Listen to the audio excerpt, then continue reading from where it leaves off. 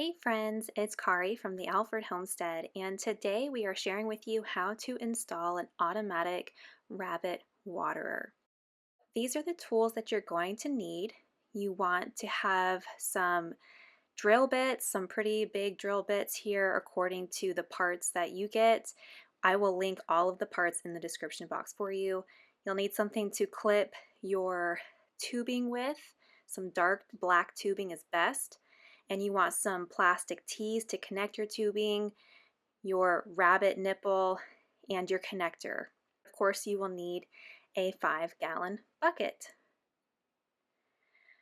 Okay, so my husband here is going to drill a hole in the bottom of the bucket where you are going to connect it with the hose.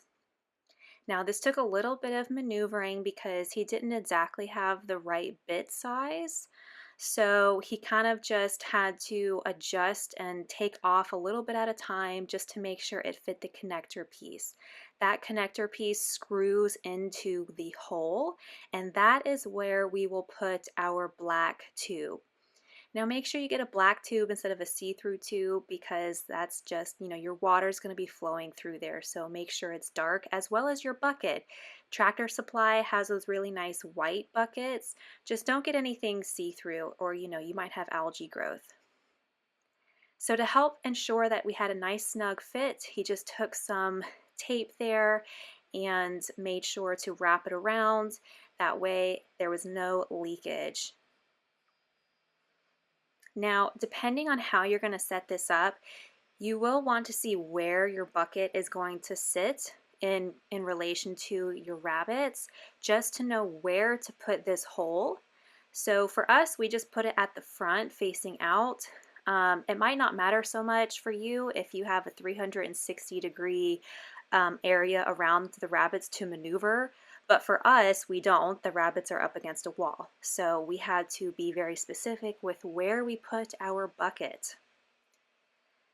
So we've connected that tube to the connector piece there, and now we're going to hang the bucket up. So we're just hanging it up there next to our rabbit cages. The rabbit cages hang from the joists on this shed, and so we're just going to hang the bucket there to the right and have the tubing come out to the side. This will take some adjusting on your part and determining where the best place is for your tube. Initially, we thought we would put it on the back side of the cages because we thought, well, that'll be out of the way. However, reaching to the back of the cages to attach the nipples properly and all of that was just quite frustrating. So we ended up attaching it to the front of the cages. Now remember, you just want to cut for each cage. So one cage will have one nipple. You want to cut the tube where that is and insert your plastic tee so that when you're ready to go on to the next cage, you can insert the next tube. So you can see how we were looking logistically at how we were going to do this with the water being all the way in the back. You want to then cut off another length of tubing that is going to come down the front of the cage. So the tubing is just what you're going to have to figure out with your own dimensions and where you want the water to come from. So here we are, second round, putting it more towards the front so that we could better install this system, and it worked out a lot easier. So we just took a couple of zip ties to secure the tubing to the top of the cage. So once you've got your tubing in place is when you want to attach the nipple.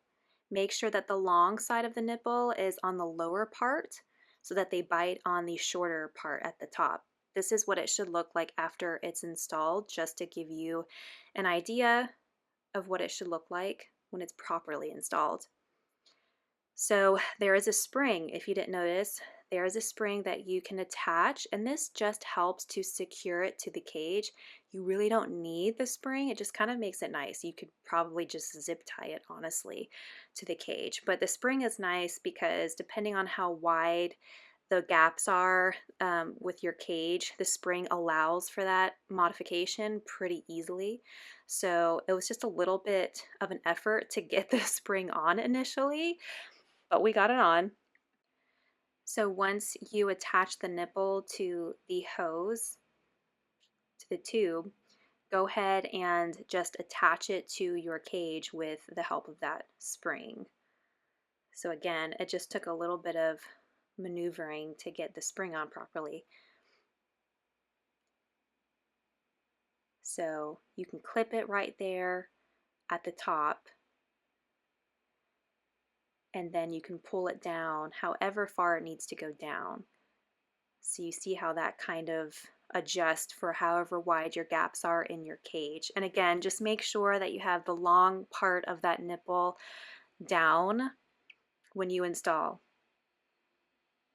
Okay, so that was the first cage. This is the next cage now. Again, just moving along, go to your T, your plastic T, and we zip tied that part there just to keep it in line with the cage. And you just want to move along. You cut your tubing to length, you attach your nipple, you attach your spring, and you attach it to the cage. And see, that's what you should have by the end of it. Pretty secure system. Now, this system is easily, modified to your needs. And what we like about this is that when we go on road trips, we don't have to worry about the rabbits running out of water. And it is such a hassle, even on a day-to-day basis, to keep filling up our waterers because we have to fill them up every day, and it's not even summer. And that's only for these, these rabbits. So this will be a nice, convenient way to reduce the amount of time we're spending on our daily chores. And you can see how quickly the rabbits took to this new watering system. She quickly realized where there was water dripping and found the nipple within just a few minutes. All right, that is it for today. I hope you guys like and subscribe if you haven't already. I will see you guys next time.